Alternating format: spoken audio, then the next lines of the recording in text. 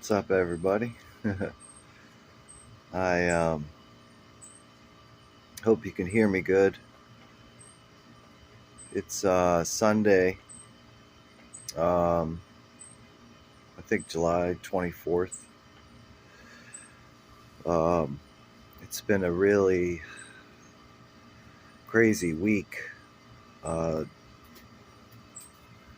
a lot has happened. My brother got in a motorcycle accident and broke a bunch of bones. Um, been trying to be there for him as much as I can. That's a really terrible, painful situation to be in. And, he doesn't really have any family except my dad, who just had a spinal fusion surgery done, so can't really be available for him. I had a dear friend pass away from overdose, and I've had so many friends die from overdose in the last 5-10 years. It's unbelievable how the heroin game, and mixing in fentanyl with a bunch of different drugs. Now it's like Russian roulette. They're just dropping like flies. So on top of all that, I'm still struggling to have a relationship with my 5-year-old daughter Ayla, which has been really hard. Trying to work things out with her mom and navigating that relationship and all the challenges that parenthood brings. Um, so yeah, just a lot of heavy stuff, and I'm just been kind of trudging through as best as I can, um, trying to stay centered and grounded. Um, I need to be doing more somatic experiencing exercises, more self-love, more cultivating self-compassion. Um, all of these things are very important for my mental, physical, and spiritual health. Um, and it's just interesting, how my path has unfolded as far as recovery is concerned. Um, I think it's very different than most people's path. Um, I'm the type of person who has, been through so much addiction and so much trauma that I'm just one of those people that has a lot of needs, as far as taking care of my health, in a holistic way. I'm just one of those people. Um, part of that, along with somatic exercises, is lots of therapeutic writing. I have journals. I'm working on a book. Um, I post a lot on Facebook. Um, I do social media. Um, I did get a TikTok account and just been kind of playing around with that a little bit. I don't enjoy going on there and looking at videos. Um, it's just like you're kind of lost in a world with no time. There's no dates or times or anything on people's videos, so it's kind of strange. Um, and the majority of the stuff that I see is not worth watching anyway. Um, so yeah, most of my focus is on YouTube videos and Facebook. I don't have Twitter. I don't have Instagram. Um, I try to stay I try to stay off of the phone, as far as like just random stupid, playing games and just looking at the news feed. And that's not how what I utilize technology for. I utilize technology for healing, spiritual growth, taking in information. Lately, I've been listening to a lot of the best economists that we have. Um, um, Richard Wolf, David Wolf. I think it's Richard. He's incredible. Just kind of trying to get an idea, a well-rounded approach to solutions to get us out of this awful crisis that we're in. It's a capitalism crisis, is what it is. Um, Everybody, I think, a lot of people know it. A lot of people feel it. They see all the signs, and um, France is about to fall apart. The media in the West doesn't cover Europe very much, but they just had it was 6, 7, so a few million people out in the streets protesting, trying to form some labor unions and stuff. But um, yeah, so writing, I've I've read The Artist's Way by Julia Cameron. And my partner and I, we used to do morning pages together. um, and we also used to attend arts meetings, which is artists recovering through the steps. As far as 12-step groups are concerned, ACA is one of the ones that I really get a lot out of. And also arts would be at the top of my list as far as effective, really deep healing, recovery. Um, that now is That's 12-step. Um, what As far as me, like personally in my path, um, and I've talked a lot about this before, is the somatic psychotherapists, the trauma healing practices and exercises, um, the neuroscience. These are the areas that my spiritual path has taken me. And um, I want to say that somatic depth psychology, somatic psychotherapy, is in direct alignment with spiritual growth for me. Even if you don't say like God is a part of that process, it doesn't matter.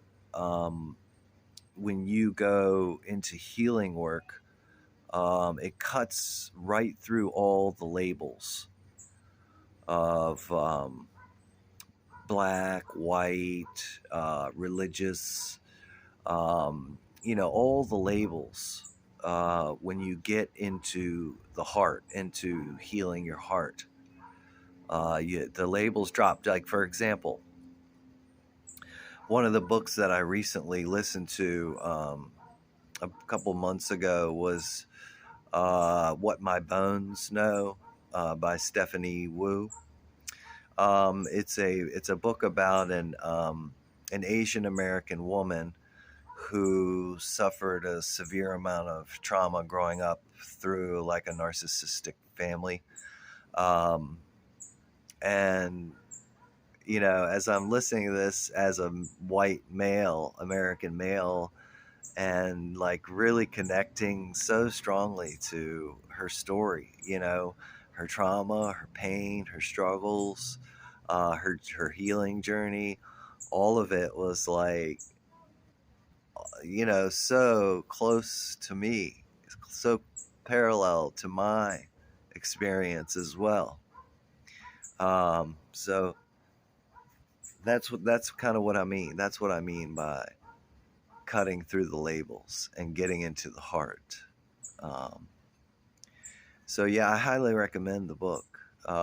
She suffers from CPTSD, which is complex post-traumatic stress disorder. The difference between regular PTSD and CPTSD is, PTSD is kind of like soldiers that come back from the war, who a bomb might have blown off their arm or something extremely traumatic like that. One event. Complex PTSD is when you were consistently abused over a long period of time.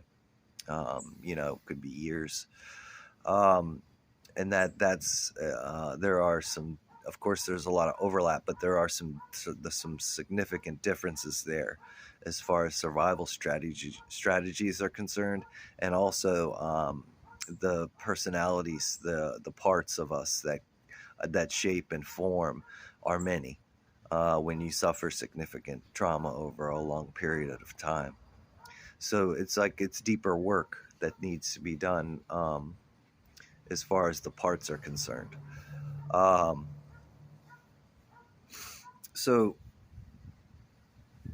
I guess, the last Facebook video I did, I talked about some of the solutions, um, and I mentioned permaculture at the end, and I'm gonna go deep into this.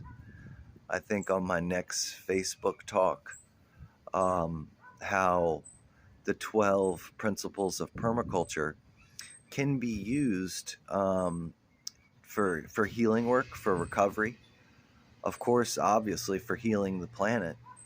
Um, but there may be some neat economic overlaps there too, as a system, which is outside of capitalism.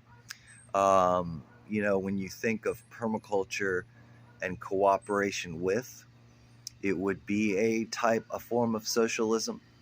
It would be a type of form of a little Marxism in there, um, but different. But different. I think it can avoid some of the pitfalls that socialism has experienced. Um, and so this is part of the reason why I'm looking more deeply into economics. Of course, Charles Eisenstein's work around sacred economics is beautiful. A new system that's grounded in love. The money exchange is just that. It's a gift. It's a gift economy. It's a gift economy, and your gifts are are your commerce. That is your labor. Your love. The labor of your love is passed on to somebody else, and then they exchange love back in their unique, gifted way. And I love that. I love that idea. I think that's something. There's an energy to that that is in cooperation with, rather than in competition with. That capitalism creates. So there has to be a new energy flow there. And I also believe that, as far as the permaculture principles, when you look at tree consciousness and the even exchange of oxygen and carbon dioxide, there's it takes what it needs, it takes in what it needs, and it gives out what it does not need, but it does not waste. There's no waste. It's an equal exchange with nature, and humans, the whole ecosystem. So if we could incorporate the energy of commerce, the energy of money, the value of energy, our personal energy, I think that could be something very powerful, um, and solve a lot of, independent wealth, and the competition aspect of, you know, um, the scarcity. Of course, capitalism creates poverty. Capitalism creates marginalized groups, and capitalism equals concentrated wealth and power. This is obvious. And so, these systems that were built when, the European white Americans came over um, to this country and wanted to create a so-called new world. Um, uh, they were in war. It was a competition. They, of course, they stole the land. They just murdered, you know, the indigenous people, and they brought African Americans over to do, as slaves. So the whole country um, was formed around white supremacy, um, and power, and scarcity. That's it. And, for us to come over and just claim this land, put our flag down, and implement these racial um, inequality, unequal system. Um, and of course, capitalism always fails. Um, Capitalism leads to socialism. Um, but then they say socialism leads to totalitarianism. But I think if we start to implement the principles of permaculture, um, and get everybody into their hearts and grounded and healed and connected and in unity with Mother Earth, I think that can be extremely beneficial to the human race. So I'll do another talk on Facebook in depth about this. I've got the 12 permaculture principles. I'll read how they are interconnected to recovery, and do a little bit more work on the economical aspect as well. Thanks a lot for listening. Peace out.